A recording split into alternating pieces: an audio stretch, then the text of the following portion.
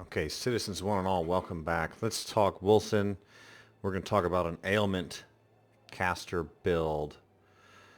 Uh, ailment caster, ailment whirlwind is the main focus. So let's jump right into character sheet to begin with. This is a high crit build, so you're going to want to re-roll. My goal is to just probably stop at 800 ferocity right now. I had to stop the ferocity stacking to stack toughness a while. I was getting to a point where I was getting out-tanked, and I'll still have rounds on occasion where I just get one-tapped a little too easily.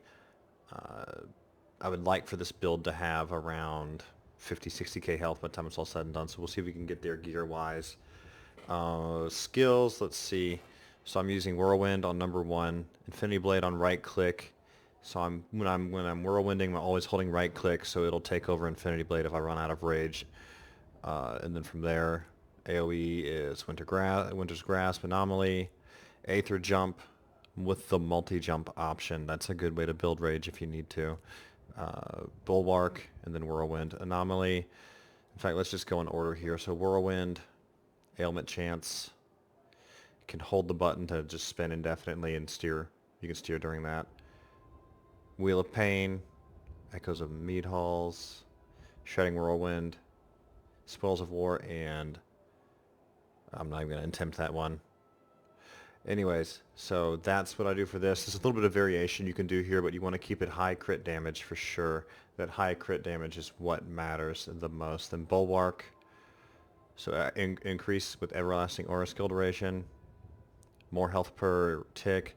Do the AoE damage. I know they nerfed it, but it's absolutely still worth it. It's still a lot of damage, and with a high crit, it's still a lot of damage. I've actually been wanting to get rid of that, but we're not going to mess with that right now. Heal rate increase, minus cooldown, another skill duration, and a buff to resist while you're in it. So the smart choice would probably be to increase the healing rate again, and eventually once your tank is a bit better, you can rotate it to something else. Aether Jump, so willpower cost, teleport, increase range, willpower for jumping through enemies. It's more useful than you'd think, for sure.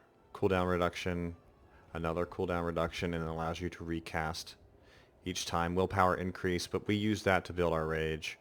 Willpower reduction, and casting the skill removes all CC, which is important. I'm probably going to rework this a bit at some point too.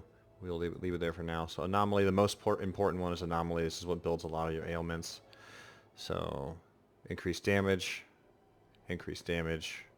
longer skill, ailment chance absolutely necessary, crit chance is good. Again, we're keeping the crit chance as high as possible. Able to cast 2, and this is really important, stack those up, use them like that. Crit damage increase, and then ailment damage inside the vortex, also very important. From there, you're going to do, this is what I do, Infinity Blades. It really comes in handy outside of doing the Whirlwind. This is very, very useful. Ailment damage increases damage after next attack from using a skill. Ailment stack damage increase, very important. So typically, if we get all our ailment stacks in place, we can go pretty far. Damage-wise, it does help a lot. Debuff increases damage taken by spells. That's a major help, especially on bosses. Block chance while casting. I thought this would not be worth it, but I see a lot of block procs now, so very much worth it. And then magnetized strikes, also very much worth it. The combos don't matter. The willpower doesn't matter because you're going to spend so much time whirlwinding. So from there, let's talk about direction of the tree, things necessary to get this build going ASAP. Versus the increased damage of the build. So we're going to start with running down this way, and I will go to the Wolcen universe and I'll build this out before I upload the video, or while the video is uploading I'll build this out so you guys can see it. So Scholar, heightened concentration again, Adapt, Physician, Attrition, Strategist, absolutely necessary. And let's go ahead and work this way as well. You really don't have to spin the wheels that I have found. I think I may have spun it once. I'm not sure. No, looking at the the Wolcen universe. This is default, and then okay, so then you're gonna go emotional intelligence, steadfast, and then steadfast again to line up to go that way eventually. So initially, to just get there, you don't have to do these 3 points. So you're going to track this way, get that, these don't matter, and then go into Warlock, so Dominator, Spellslinger, excuse me, Hyper Self-Awareness, Duty to Exterminate, Twist Obligation again. These are very, very important because it's plus willpower and rage. This really helps a lot with the rotation. Then going straight up, willpower on hit, movement speed, this is strike like lightning, focused, raining in the darkness. And don't forget to eventually come back here and get determined again. We've been meaning to do that. It's good wisdom. And then going up from here, this is all you need. Now raining in the darkness is good. I didn't think it would be that good, but it actually helps a lot. It is just spell critical, but we still do a lot of AoE damage, so that's absolutely worth it. And then coming up to here, it's a Time Weaver, so waning before waxing, wither in dreams again, which time cannot heal, which is the passive that you need when you hit enemies affected with stasis. They take 100% of the damage, so it's just double damage in essence. Then again, the damage increased with differential wounds by another additional 20%. That's where a lot of your big damage comes into play, and that also counts with the whirlwinds from what I can tell. I'm not positive on that yet, but it seems like it is relative. So, and this is where the build gets priority. This is what you really need. So then coming down, Youth in Future Tense, Impossible Soul, Dire Junction, Impossible Soul again, and then the extension Practiced Stamina. So Dire Junction is important because it's going to reduce damage hits. Very important. You will live a lot longer as a whirlwind mage. So the Time Weaver, both the Time Weaver and Impossible Souls, both are needed for the increase in ailment stacks. That's what's going to lead down to here, coming over to Cabalist. So this is going to be the next most important thing. There's a more direct path here, but what we did is we ran down some Sentinel stuff that's useful. Damage increases, speed boost, and then attack speed and spellcasting score and Sentinel Backline Raider, 100% needed. And we come over here, just bounce in one part of Soldier, and this is the most important part. This is what the build is about. So, and there's two ways to do this. One is going to be a dot heavy build, and one is going to be a high crit build. And what I did was high crit. So you're going to build out this way, Cabalist. You're going to get the damage over time triggered because that's going to work in addition to what you did over here. So now you're double stacking the damage over time with the stasis effect, as well as an additional damage over time when a crit is hit. But do not pick up those just yet. Save your points. They might be worth it.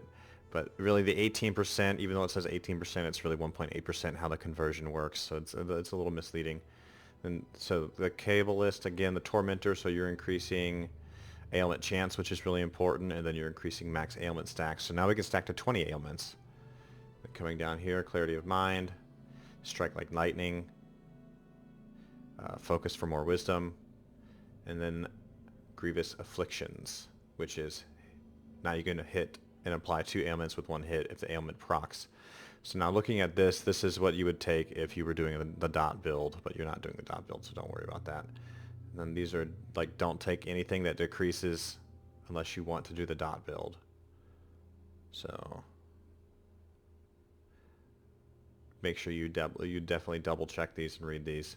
Now this is the most important part of the build, leading up to Tenacious Afflictions, Magical Mastery again, and then this Immortal Offering is something that you have to get probably the first thing down this tree, because killing an enemy grants a buff to damage up to 5 stacks. That's the most important part of the entire build. It is way more damage than you would suspect it to be. And then coming over here, you get Power of the First Men, which is a chance to multiply the stacks applied. And this is actually what I'm working on right now to additionally increase the stacks to get stacks faster for the ailment whirlwinding. So that is the base of the build. And from there, there's going to be a few quality of life things that are smart. You're going to want to come down again to Soldier and into Assassin and pick up all of these, the crit chance scores leading into this. Minus 30% damage, yes, but you're doing not only a crit damage build, but you're also doing a high crit chance build. My crit chance is about 50%. So minus 30% normal damage, which is fine in this case, but plus 60% critical, which I think again translates to only 6%, but that's more than you would suspect.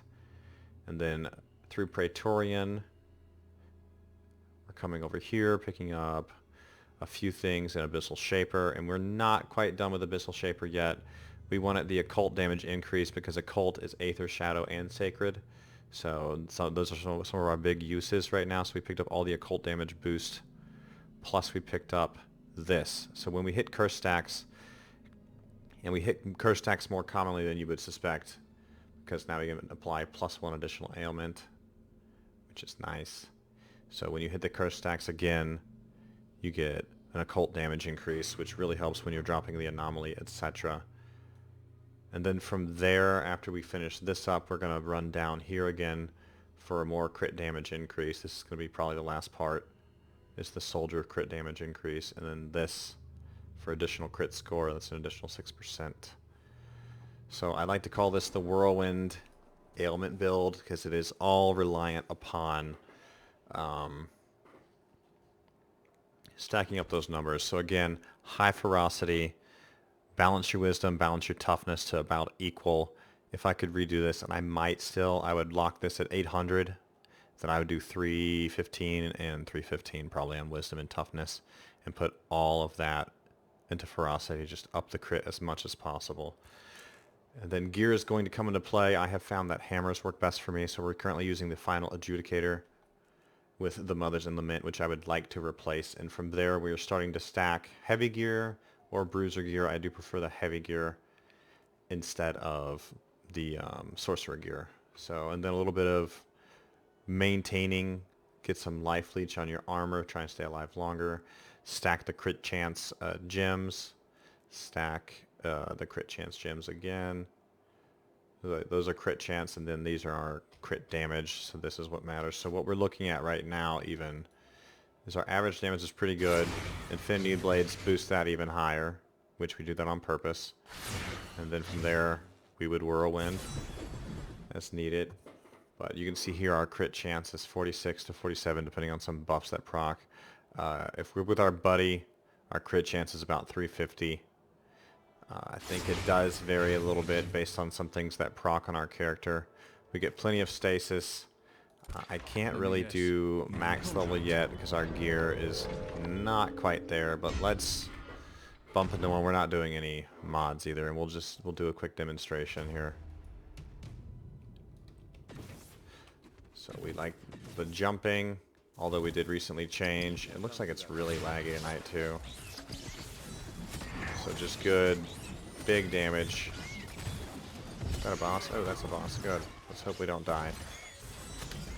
So this is what we're looking for on the boss. 60k hits. Make sure you run your rotation.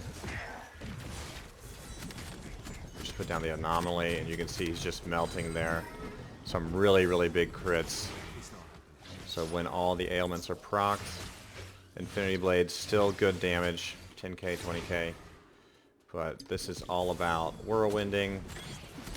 And on average, we will see 20 to 30k crits with it when we fight the bosses. I'm still not sure how the math works the way it does, or why the math works the way it does. We will crit on the boss on average between 200 and 500k depending. I think it's relative to health pool to some degree. I'm not sure to what degree. That is why we crit so high on bosses, and that guy just melted. But let's call the video there, guys. Let me know if you have any questions. I will be building out this build onto a video. Let me know if you have any questions in the comments. Not onto the video, onto the Wolcen Universe page, excuse me.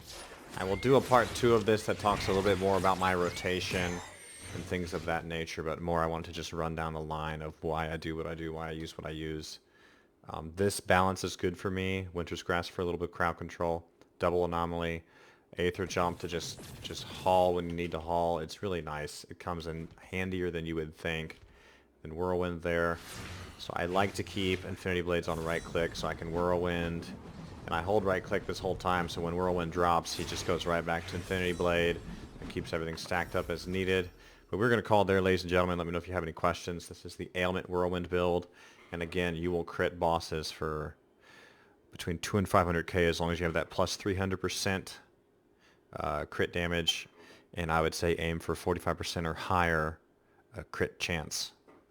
But y'all take care. Have a great night. Let me know what you think. And there will be a part 2 to this, highlighting a few more specific things about it. But y'all take care and have a great night. Good night.